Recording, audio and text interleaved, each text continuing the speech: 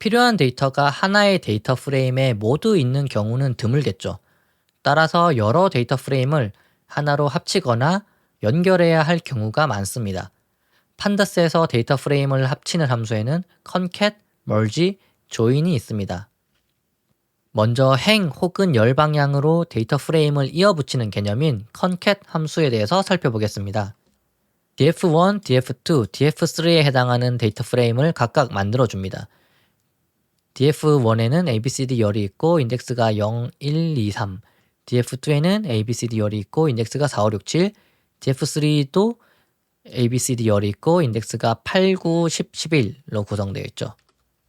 그런 다음에 이것들을 행 방향으로 합쳐주기 위해서는 pd.concat을 해주고 리스트 형태로 df1, df2, df3를 입력해 주시면 됩니다. 그러면 리절트를 확인해 보면은 이렇게 3개의 데이터 프레임이 행 방향으로 합쳐집니다. 여기까지는 df1에 해당하는 부분이었고 여기까지는 df2에 해당하는 부분, 그리고 여기까지는 df3에 해당하는 부분이었죠. 추가적으로 df4라는 데이터 프레임도 만들어줍니다. 이번에는 열이 b, d, f 열이 있고 인덱스는 2, 3, 6, 7이 있습니다. 그 다음에 pdconcat을 통해서 df1과 df4를 합쳐보면 결과가 어떻게 되느냐. 먼저 이 부분은 df1에 해당하는 부분이죠. 근데 df1에는 f열이 없기 때문에 nan으로 채워집니다. 그리고 이 부분은 df4에 해당하는 부분인데 거기서 a와 c열이 없기 때문에 해당 부분엔 nan으로 또 채워지게 됩니다. 그리고 지금 행인덱스가 서로 각각의 행인덱스가 들어오거든요. 이거를 초기화 해보도록 하겠습니다. 여기서 끝에다가 ignore underbar index true를 해주게 되면 인덱스가 초기화 됩니다. 이번에는 행이 아닌 열 기준으로 데이터를 합쳐보도록 하겠습니다. pdconcat은 동일한데 axis를 1로 해주면 열 방향으로 합치라는 뜻이거든요. 합치고 데이터 프레임을 확인해 보면 열 방향으로 합칠 때는 행 인덱스를 기준으로 합쳐집니다. 여기까지는 df1에 해당하는 부분이죠. 근데 df1에는 행 인덱스가 6, 7이 없기 때문에 nan이 들어옵니다. 그리고 이 부분은 df4에 해당하는 부분인데 df4에는 행 인덱스가 0, 1이 없기 때문에 그 부분이 nan으로 채워지게 됩니다. 즉 합집합 형태로 지금 데이터 프레임이 붙었잖아요. 그런데 만일 교집합을 기준으로 하고 싶을 때는 여기서 join 그리고 inner를 해주시면 됩니다. 결과를 확인해 보면은 공통으로 존재하는 인덱스인 2와 3에 해당하는 부분만 남아서 데이터가 열 방향으로 합쳐지게 됩니다. 데이터 프레임에 시리즈를 합칠 수도 있습니다. 애초에 데이터 프레임 자체가 시리즈로 구성된 결과물이잖아요. 그렇기 때문에 이렇게 시리즈를 만들어주고 pd.concat 기존 데이터 프레임과 새로 만든 시리즈 그리고 열 방향으로 합칠 거니까 axis 1을 해주게 되면 리절트에 x라는 시리즈가 새로운 열로 붙게 됩니다. merge 함수는 기준이 되는 열이나 인덱스, 즉 키를 기준으로 두 데이터 프레임을 합칩니다. 데이터 프레임을 병합하는 방법은 크게 inner join, left join, right join, outer join으로 구분됩니다. inner join은 양측 데이터 프레임에서 기준이 되는 열의 데이터가 모두 있는 교집합 부분만 반환합니다. 먼저 다음과 같이 데이터 프레임을 만들어 주도록 할게요. left 데이터 프레임은 키 열이 K0, K1, K2, K3 그리고 A와 B 열이 있고 right 데이터 프레임은 키가 K0, K1, K3, K4 그리고 C와 D 열이 있죠. 이거를 만들고 pd.merge left, right, on 키를 해주게 되면 여기 키 열을 기준으로 데이터를 합쳐주게 됩니다. 실행을 한 다음에 left 데이터 프레임, right 데이터 프레임, result 데이터 프레임을 확인해 보면 지금 left와 right 데이터 프레임에서 키 열에 공통적으로 존재하는 값이 K0, K1, K3죠. 그러니까 리절트 부분에 이너 조인으로 합쳤기 때문에 K0, K1, K3 부분만 남게 되고 여기는 레프트 데이터 프레임에서 해당 부분의 데이터, 여기는 라이트 데이터 프레임에서 해당 부분의 데이터가 합쳐지게 됩니다. 레프트 조인은 왼쪽 데이터 프레임은 유지가 되며 오른쪽 데이터 프레임이 키를 기준으로 합쳐집니다. 여기서 끝에다가 how 부분에 left를 입력해 주시면 되거든요. 그런 다음 left, right, result를 비교해 보면 left에 해당하는 키값 0, 1, 2, 3은 모두 들어오게 되죠. 그러니까 left 데이터 프레임은 형태가 유지되고 right 데이터 프레임에서 K2에 해당하는 값이 right 데이터 프레임에는 키열에 없죠. 따라서 해당 부분이 이렇게 NAN으로 채워지게 됩니다. 라이트 조인은 레프트 조인과 반대로 오른쪽 데이터 프레임이 유지되고 왼쪽 데이터 프레임이 키를 기준으로 합쳐집니다. 동일하게 how 부분에 right를 해주게 되면 left, right, result를 비교해 보면은 right 데이터 프레임에 있는 키 값이 일단 모두 들어오고 여기 C와 D열이 right 데이터 프레임이죠. 그래서 right 데이터 프레임은 모두 유지가 되고 left 데이터 프레임에는 보시면은 K4가 없잖아요. 그래서 K4에 해당하는 부분이 NAN으로 채워지게 됩니다. 아우터 조인은 데이터 프레임 중 어느 한쪽에만 속하더라도 상관없이 합집합 부분을 반환합니다. 이번에는 how 부분에 outer를 입력해주고 left, right, result를 확인해보면 일단 합집합 부분이 모두 들어가죠. 그리고 여기 left 데이터 프레임에는 K4가 없으니까 NAN이 채워지고 right 데이터 프레임에는 K2가 없으니까 NAN으로 채워지게 됩니다. 지금은 기준이 되는 열의 열 이름이 키로 동일하잖아요. 그런데 기준이 되는 열의 이름이 서로 다른 경우 left on과 right on을 통해서 직접 키를 선언해주면 됩니다. 앞서와 동일한데 이번에 left 데이터 프레임에 키가 아니라 키 left라는 열 이름을 만들고 right 데이터 프레임은 키 right라는 열 이름으로 만들어줍니다. 그 다음에 동일하게 merge를 하는데 left on에는 키 left, right on에는 키 right, 즉 왼쪽 데이터 프레임에서 키 값이 키 left고 오른쪽 데이터 프레임에서 키 값이 키 right다. 방법은 inner를 적용한다 라는 뜻입니다. 그런 다음 확인을 해보면 키 left와 키 right를 기준으로 해서 교집합에 해당하는 부분이 합쳐지게 됩니다. 그런데 실무에서는 이런 식으로 코드를 작성하는 경우가 더 많거든요. pd.merge를 하는 게 아니라 left.merge를 해줍니다. 그리고 뒤에는 코드가 동일한데 이러한 경우는 이제 왼쪽 데이터 프레임에 오른쪽 데이터 프레임을 붙인다는 점이 더 직관적으로 표현이 되겠죠. 코드를 실행하면 결과 자체는 동일하게 나타납니다. join 메서드는 merge 함수를 기반으로 만들어져서 사용 방법이 merge와 거의 비슷합니다. 다만 join 메서드는 두 데이터 프레임에 행 인덱스를 기준으로 데이터를 결합합니다. 먼저 left 데이터 프레임에는 A와 B열이 있고 인덱스에 K0, K1, K2, K3를 입력합니다. 그리고 right 프레임에는 인덱스에 K0, K1, K3, K4를 입력해줍니다. 그 다음 result에다가 left.join right를 해주시게 되면 인덱스를 기준으로 데이터 프레임이 붙게 되겠죠. left, right, result를 확인해 보면 인덱스가 left에서 K0, K1, K2, K3가 있으니까 해당 인덱스가 들어가고 right에서는 K2 인덱스가 없으니까 해당 부분이 NAN으로 들어가게 됩니다. 데이터 프레임의 행과 열 구조를 변형하거나 특정 요인에 따라 집계를 하는 방법에 대해서 알아보도록 하겠습니다. 판다스에서 데이터 재구조화에 사용되는 함수는 melt, pivot table, stack, unstack 등이 있습니다. 먼저 C본 패키지를 불러오고 이번엔 펭귄 데이터셋을 사용해 보도록 하겠습니다. 펭귄 데이터셋을 확인해 보면 팔머 펭귄에 세 가지 종에 대한 데이터가 나타나 있습니다.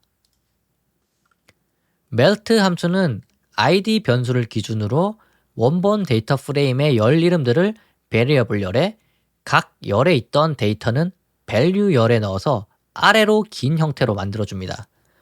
먼저 df가 어떻게 생겼냐 이렇게 확인이 되고 df.melt 그리고 id bars의 spaces와 island를 입력해 주시면 어떻게 되느냐, 원래 데이터 프레임과 한번 비교를 해볼게요. spaces와 island 열은 그대로 유지가 되는데 이 variable 열에 나머지 열들의 열 이름이 들어가게 됩니다. 그리고 값들은 value 부분에 들어가게 됩니다.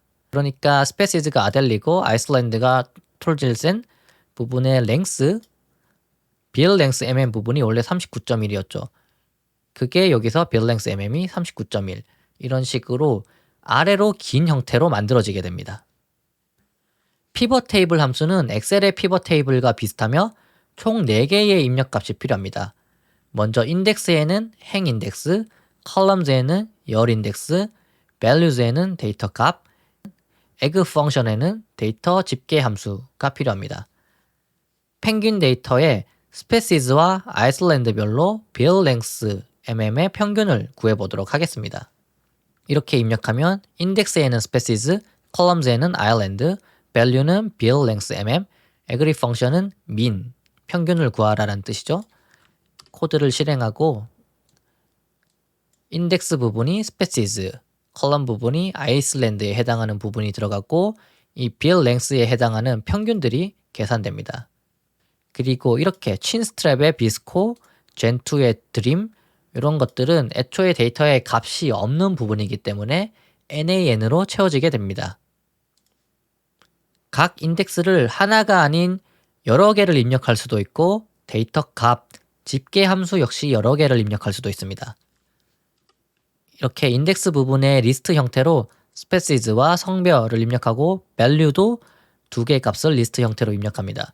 그리고 집계하고 싶은 함수도 평균을 구하는 min과 개수를 구하는 count를 동시에 입력해보면 일단 인덱스 부분이 2개로 구성되죠. spaces와 성별이 있는데 여기가 species, 종, 여기가 성별에 해당하는 부분이죠. 이거는 아델리의 female, 아델리의 male 이런 식으로 나오게 되고 컬럼은 지금 아이슬란드 하나만 입력했죠. 그래서 이렇게 하나에 해당하는 부분이 있고 value도 2개를 입력했잖아요. build length mm, polyfor length mm 그리고 값도 평균, count를 했기 때문에 여기는 build length mm의 평균, 여기는 polyfor length mm의 평균 그리고 뒤에는 또 build length mm의 count, 여기는 polyfor length의 count가 계산됩니다. 이처럼 복수의 조건을 입력하고 싶을 경우 이렇게 리스트 형태로 입력하시면 됩니다. 스택은 열 인덱스를 행 인덱스로 변환하고 언스택은 행 인덱스를 열 인덱스로 변환합니다. 먼저 다음과 같은 피벗 테이블을 만들어 볼게요. 종과 성별에 따라서 뭔가 계산을 하는 테이블을 만들고 피벗 테이블 4를 확인해 보면 지금 이런 식으로 구성이 되어 있죠. 그런데 여기서 점 스택을 해주시면 어떻게 되느냐, 원래의 데이터와 비교해 볼게요. 원래 열 이름으로 존재하던 아이슬란드 부분이 이렇게 행 인덱스로 들어오게 됐죠. 즉 열 인덱스가 행 인덱스로 변경되게 되었습니다. 그리고 스택 메서드를 적용하면은 타입이 시리즈 형태거든요. 따라서 이걸 데이터 프레임으로 만들고 싶다 라고 할 때는 끝에다가 .to underbar frame을 해주시면 데이터 프레임 형태로 바뀝니다. 타입을 확인해 보면 데이터 프레임 형태를 확인하실 수 있죠. 이번엔 unstack 메서드를 적용해 볼게요. df pivot for unstack을 하면은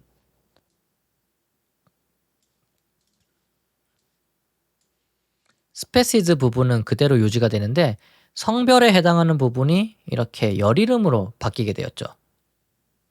즉 행 인덱스가 열 인덱스로 변경되게 되었습니다. apply 메서드를 사용하면 시리즈나 데이터 프레임의 개별 원소에 함수를 적용할 수 있습니다.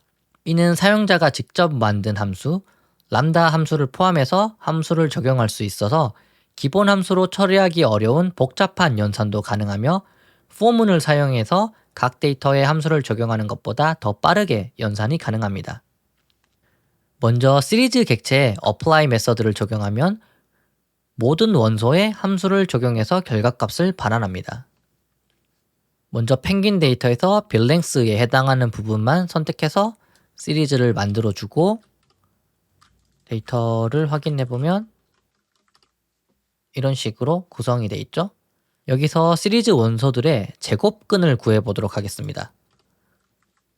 .apply를 해주시고 numpy 패키지에 sqrt, square root를 구해보면은 제곱근이 구해집니다. 29.1의 제곱근인 6.25, 40의 제곱근인 6.34 이런 식으로 모든 원소에 함수를 적용할 수 있습니다. 기존에 있는 함수가 아니라 내가 만든 함수를 적용할 수도 있거든요. 함수를 만드는 법은 우리가 파이썬 기초에서 배웠죠. 그래서 mm2cm라는 함수를 만들고 num이라는 값을 입력하면은 그걸 10으로 나눠주겠다 라는 걸 만든 다음에 해당 시리즈를 선택하고 apply 우리가 만든 함수를 적용해도 기존 값에서 10을 나눈 값이 모든 원소에 적용이 됩니다. 데이터 프레임에 apply 메서드를 적용하면 모든 열 혹은 행을 하나씩 분리해서 함수의 각 원소가 전달된 후 값이 반환됩니다. 각 열 혹은 행에 함수를 적용하는 법은 다음과 같은데요. 각 열에 적용할 때는 dataFrame.apply 함수 혹은 dataFrame.apply 함수 axis 0을 입력하시면 되고 각 행에 적용할 때는 dataFrame.apply 함수 axis 1을 입력하시면 됩니다. 먼저 펭귄 데이터셋에서 숫자로만 이루어진 열을 선택해 보겠습니다. build length mm, build depth mm, polyfill length mm, body mass g 부분을 선택하고 한번 확인을 해보면 숫자로만 이루어져 있죠. 여기서 각 열의 최대값을 한번 구해보도록 하겠습니다. df_num apply max를 해주면은 각 열에서 최대값이 구해집니다. 혹은 여기 axis 0을 해줘도 각 열의 최대값이 구해지고요. 이번엔 각 행에 함수를 적용해 보도록 하겠습니다. df_num apply max 해주신 다음에 axis를 1을 입력하면 되거든요. 그러면 첫 번째 행에서 최대값이 3750, 두 번째 행에서 최대값이 3800 이렇게 나옵니다. df_num을 확인해 보면은 실제로 첫 번째 행에서 최대값이 3700 전부 다 이쪽 열이 나오겠죠. 그래서 axis 1을 해주면은 각 행을 기준으로 함수를 적용하게 됩니다. 데이터를 특정 기준에 따라 그룹으로 나누고 처리하는 작업을 그룹 연산이라고 합니다. 그룹 연산은 일반적으로 3단계 과정으로 이루어집니다. 첫 번째 분할은 데이터를 특정 기준에 따라 분할하고 두 번째 적용은 데이터를 집계, 변환, 필터링하는 메서드를 적용합니다. 마지막으로 결합은 적용의 결과를 하나로 결합합니다. 지금 그림을 보시면 맨 왼쪽에 데이터 프레임 부분에서 A와 B, C로 그룹을 나눠서 뭔가를 하고 싶습니다. 그래서 스플릿 부분에 A, B, C 부분으로 데이터를 나누고 apply 부분에 sum 함수를 적용해서 각 그룹별 합계를 구합니다. 그리고 마지막에 combine을 통해서 3개의 값을 하나로 합치게 됩니다. 먼저 펭귄 데이터를 종에 해당하는 species에 따라 그룹으로 나눠주도록 하겠습니다. df.groupby를 하고 리스트 형식으로 그룹을 나누고 싶은 열을 입력해 주시면 됩니다. 이렇게 하고 df 그룹을 확인해 보면 pandas.core groupby generic이라고 groupby 형태라는 걸 확인할 수 있죠. 그 다음에 df group.head를 해주게 되면 각 그룹에서 상위 2개 행에 해당하는 데이터를 확인할 수 있습니다. 원하는 조건에 따라 그룹을 나눴다면 그룹별 연산을 할 수 있겠죠. df 그룹, 지금 그룹으로 나눠진 거를 선택하고 min을 하게 되면 각 그룹의 평균을 계산하게 됩니다. 그러니까 아델리의 build length mm은 평균이 38 이런 식으로 계산이 되겠죠. 이 외에도 여기 min 부분에 다양한 집계 메서드를 사용해서 계산을 할 수도 있습니다. 그리고 그룹의 기준을 하나가 아니라 여러 개의 열로 설정하는 것도 가능합니다. 이렇게 그룹 바이 부분의 리스트에 우리가 그룹으로 나누고 싶은 열들을 선택하고 뒤에다가 점 min을 해주시게 되면 그룹이 두 개를 기준으로 나뉘게 되겠죠. 여기서 종, 성별에 따라서 아델리의 피메일은 평균이 37, 아델리의 메일은 평균이 40 이런 식으로 계산할 수 있습니다. 만약에 사용자가 함수를 직접 만들고 이거를 그룹 객체에 적용하고 싶을 때는 agg 메서드를 사용하면 됩니다. 예제로 최대값과 최소값의 차이를 계산하는 함수를 만들고 이걸 각 그룹별로 적용해 보도록 하겠습니다. 먼저 이런 식의 샘플 함수를 만듭니다. x에서 max와 x에서 min을 계산해서 그걸 반환하라는 뜻이겠죠.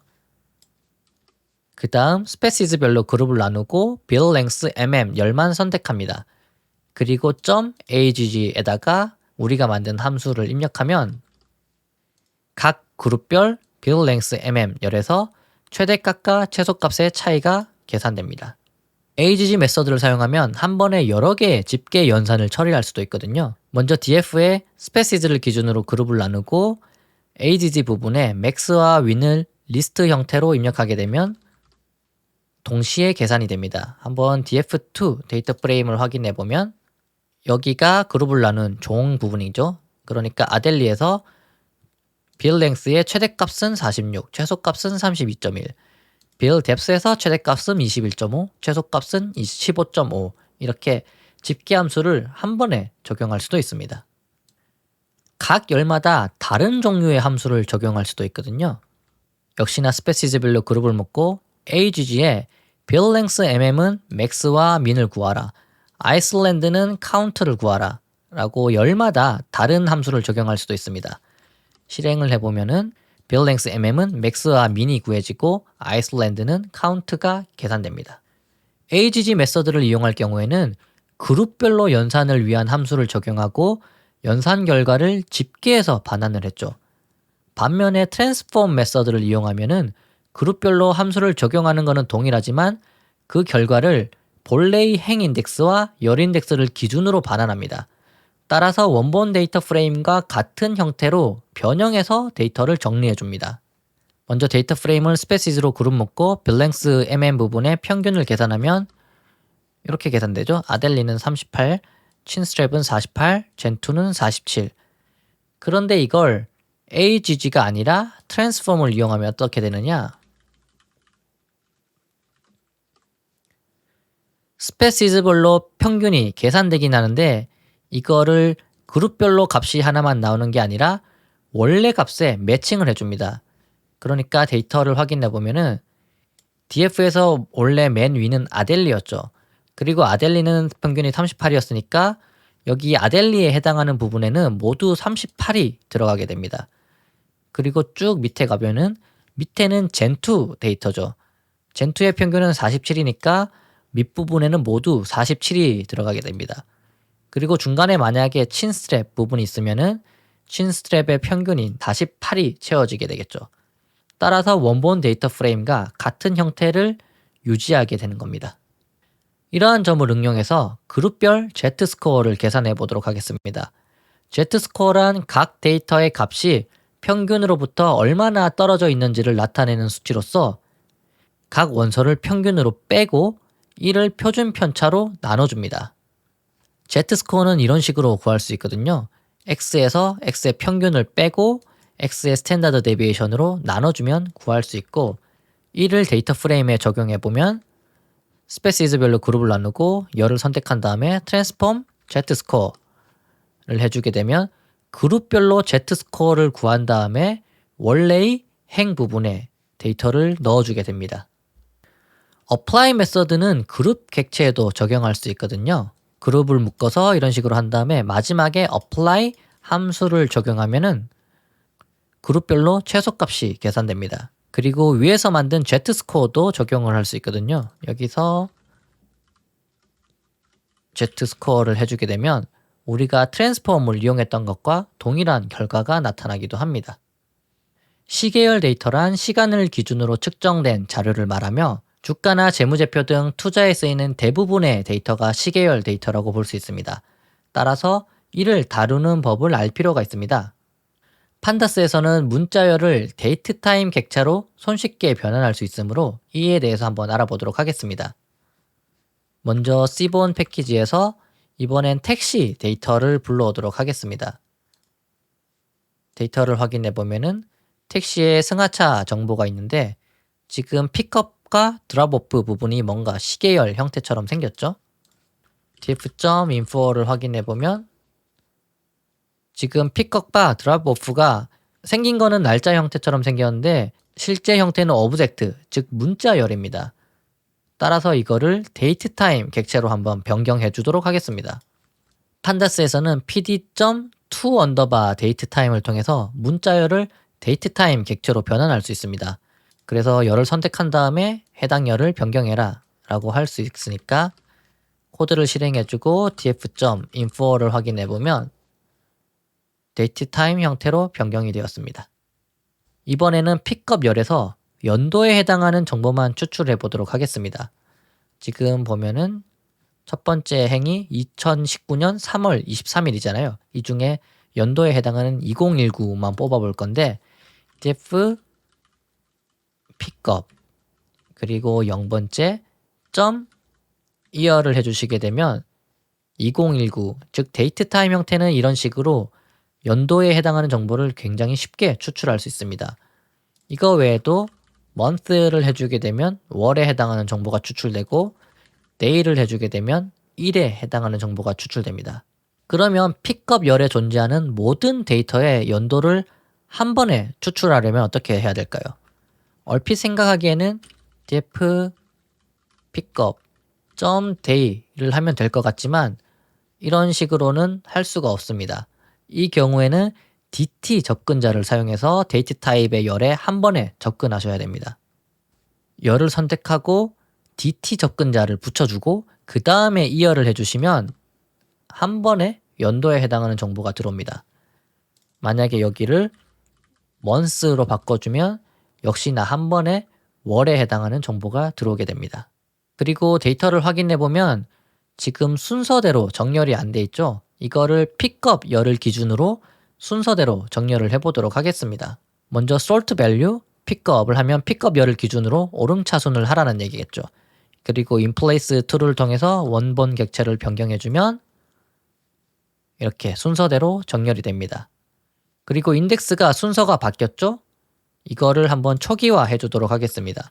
df.reset index drop true inplace true를 해주게 되면 인덱스가 초기화돼서 0, 1, 2, 3, 4 이렇게 변경됩니다.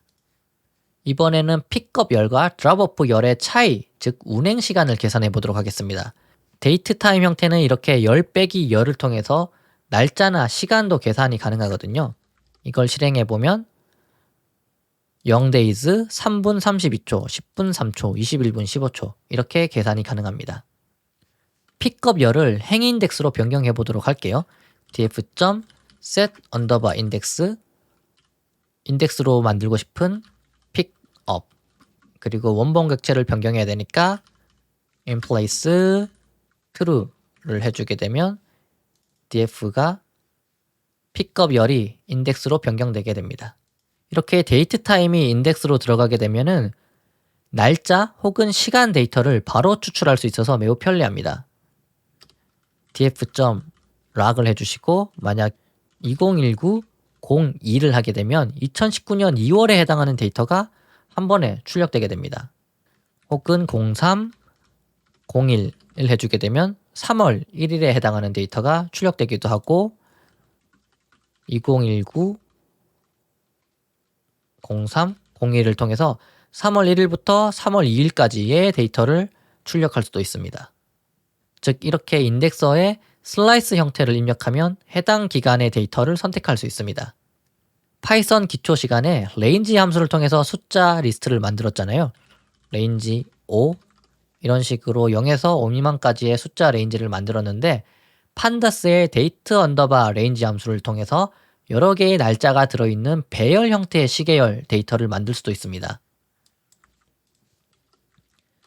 예를 들어서 이렇게 입력해 주시면 2021년 1월 1일부터 2021년 12월 31일까지 frequency, 즉 주기가 대문자 M, 월에 해당하는 거거든요.